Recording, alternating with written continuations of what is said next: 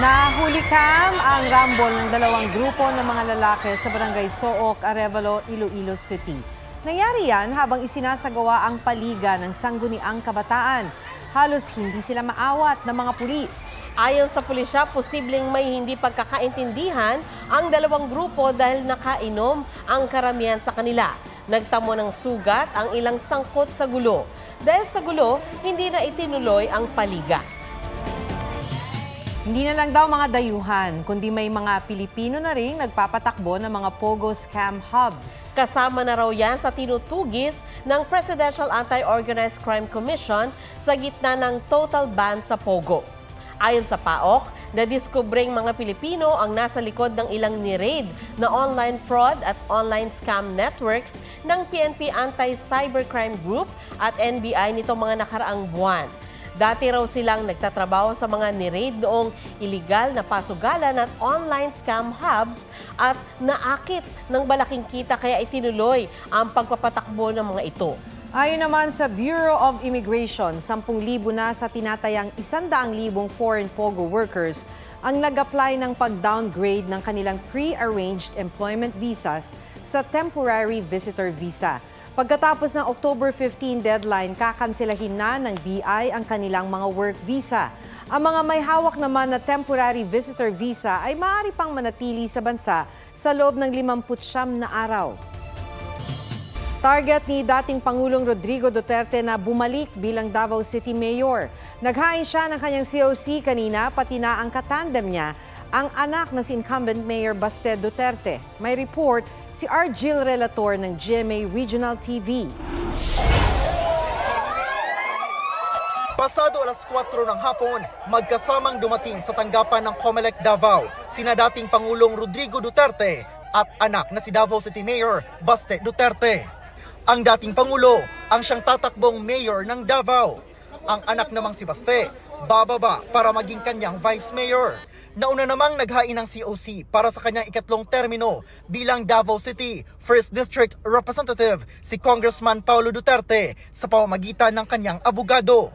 Kahapon, inanunsyo na ng dating Pangulo ang kanyang plano. Hindi mangyayari ang pinalutang ng kanyang anak na si Vice President Sara Duterte na posibleng pagtakbo ng mag-aamang Duterte sa Senado. I think that at my age, 73,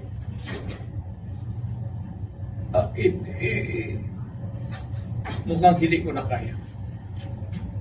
Let us be realistic about it. You think that I can carry a national campaign at my age? Or you want me to die? Magkukulaps lang ako niyan eh. Habang ipinapaliwanag naman ng Pangulo kung bakit mag-vice mayor si Baste, nabanggit niya ang kanya raw sakit na cancer. Wala nang idinagdag na detalye tungkol dyan ang dating Pangulo. Kasabay ng anunsyo kahapon, sinabi ni Duterte handa siyang humarap sa pagdinig ng Quad Committee ng Kamara sa drug war ng kanyang administrasyon. If they will invite me, I just hope that they would ask educated questions. Makakaharap ni Duterte sa mayoral race si Bishop Rodolfo Rod Cubos, founder ng Christ the Healer International Missions Movement. Ang advantage ko dito, yung mga tao ang nagsasalita. Taong bayan ang nagsasalita. Wala akong against sa kay Tatay Digong. Si Tatay Digong is my Tatay Digong.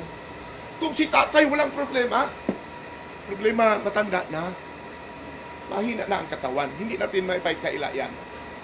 Kaya iniisip ko, gusto ko ng totoong kausaban, totoong pagbabago. Katandem niya bilang vice-alkalde ang dating empleyado ng City Government of Davao na si Rodora Barcena.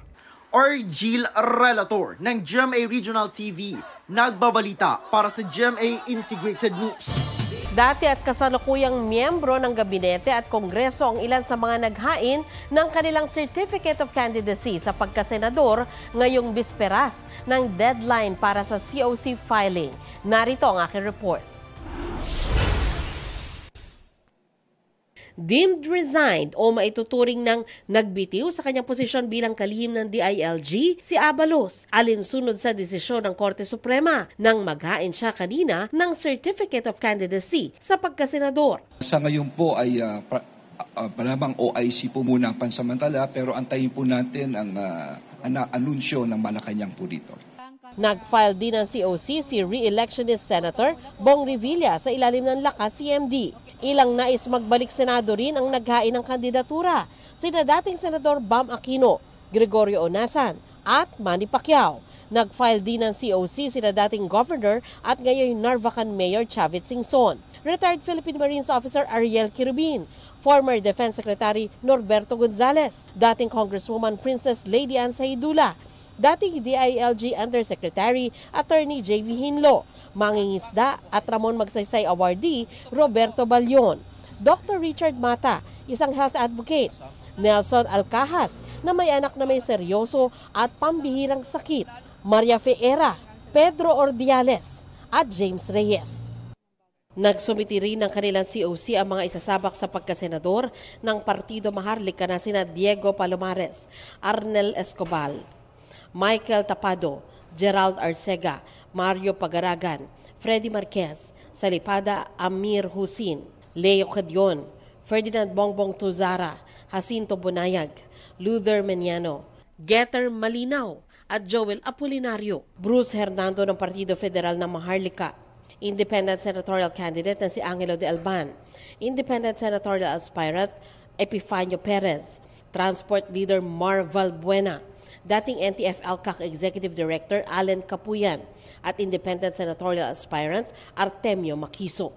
Nag-file din ng COC si dating Defense Secretary Delfin Lorenzana at Attorney Raul Lambino sa pamamagitan ng kanilang representative. Nagsumite rin ng kanilang COC sina Fernando Diaz, David Angelo, Orlando de Guzman, Edgardo Duque, Jeffrey Andrino, Neling Paliza at Eduardo Bautista. May mga naghain din ng COC sa pagkasenador na hindi na humarap sa media.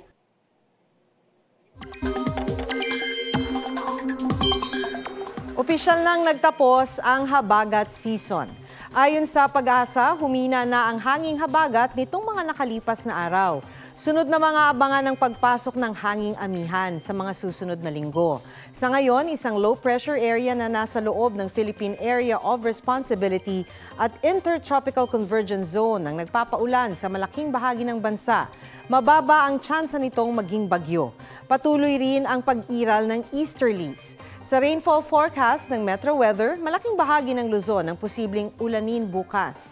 Posible rin ang malakas na pag-ulan sa Mindanao, kaya maging alerto sa baha o landslide.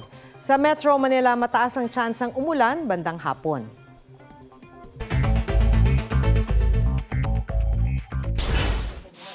Cavite Governor John Vic Remulla papalit kay Ben-Hur Abalos bilang DILG Secretary ayon kay Justice Secretary Jesus Crispin Remulla. Wala pang kumpirmasyon ng palasyo tungkol dito.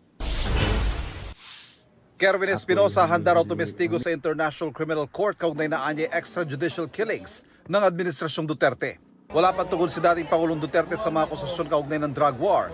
Pero kaugnay ng pagtakbo ni Espinosa bilang alkalde ng Albuera, Leyte, sabi niya, Erwin, nabuhay ka. Sana manalo ka.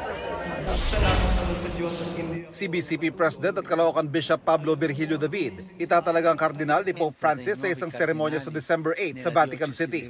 Inakala raw ni Bishop David na biro lang ito nung una. Si Bishop David ang magiging ika-10 Pilipino na naging kardinal.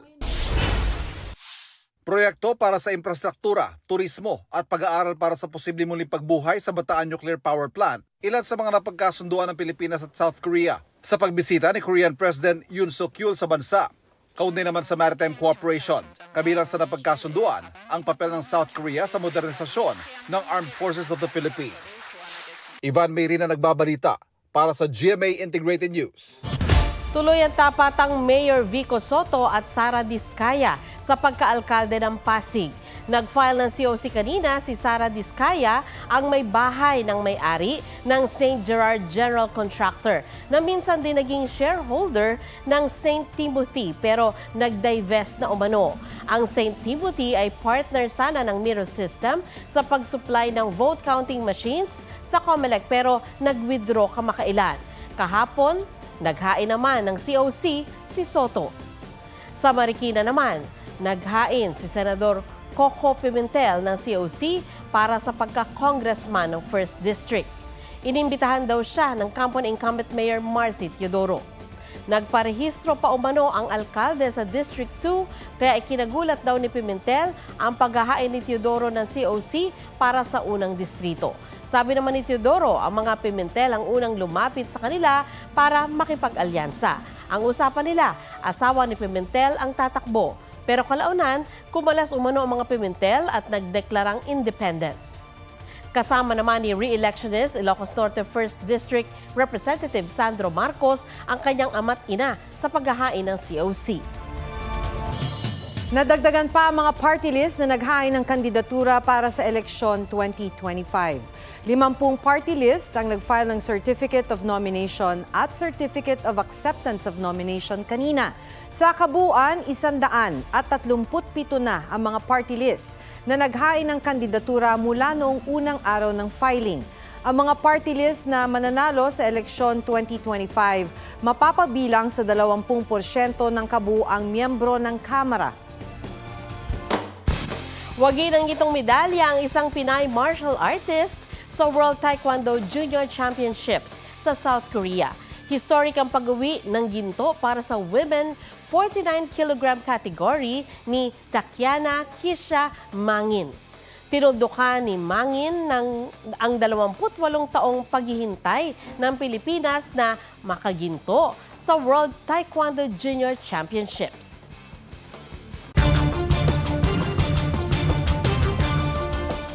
Patay ang isang 23 anyos na lalaki sa Cebu matapos bumara sa kanyang lalamunan ang isang buhay na isda. Ayon sa kinakasama ng lalaki, sumama ang kanyang nobyo sa pangingisda. Habang hinihila ang lambat, kinagat umano niya ang ulo ng isa sa mga huling isda. Dahil pumipiglas, dumulas at bumara sa kanyang lalamunan ng isda hanggang sa nahirapan ang lalaki na huminga. Hindi matukoy kung gaano kalaki ang isda pero nagdulot ito ng pamamaga sa kanyang lalamunan. Payo ng Red Cross para maisalba ang isang nabubulunan.